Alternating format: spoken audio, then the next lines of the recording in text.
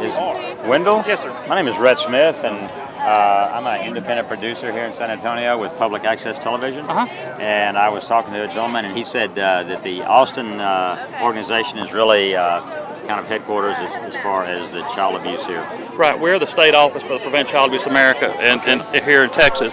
Right. And we work a lot all over the state, but we've been working primarily recently with teachers and child care providers, trying to get information to them about recognizing, reporting, or importantly, preventing child abuse. Because I think once a child's been abused, we've missed the boat, and we've got to start doing more in the front end of it. Yes, sir. Yes, sir. And we've had some really violent cases here in San Antonio. Y'all have had a bunch of them. And it's, you know, it's just nightmares that you wonder if it's going to continue.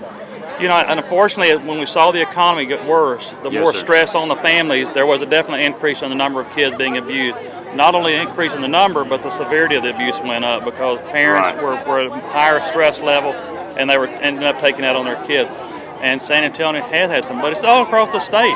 Yes, sir. We say 1 out of 3 girls be sexually abused and molested by the time they reach 18. And that's only those that we know about. Yes, sir. So I'm looking, you know, you look at the number of kids. Now, is this an international organization or just in Austin, or how? It's actually a national organization based out of Chicago and Illinois. I see. And we're the state chapter of Texas. And then we work with about 50, 60 local organizations across the state. Okay. Do you have any flyers or any information to learn about it? Sir, I don't have. Okay. It looks like you're. And this is one of the reasons we walk. Yeah, looky there.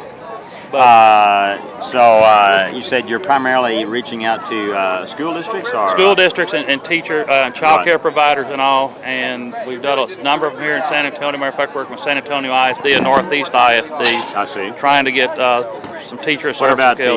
Now I think there's 19 or 20 school districts in this county. So we're trying to work primarily through the service center to get the word out through the service center. We're trying to which service center? I'm sorry, the Educational Service Center number. I think it's 20. Sure. Now I know that the state of Texas does have something called Child Protective Service. Is that significant? You know, unfortunately they're so underfunded and so understaffed that I wonder sometime if we're not putting too much pressure on them, because the recommended caseload for a caseworker, CPS caseworker, is 12 caseworkers. And in Texas they're carrying 35 to 40. Wow. And there's no way they can take care of the kids, and we're seeing kids left in harmful situations, which happened in a couple of cases here in San Antonio. Yes, sir.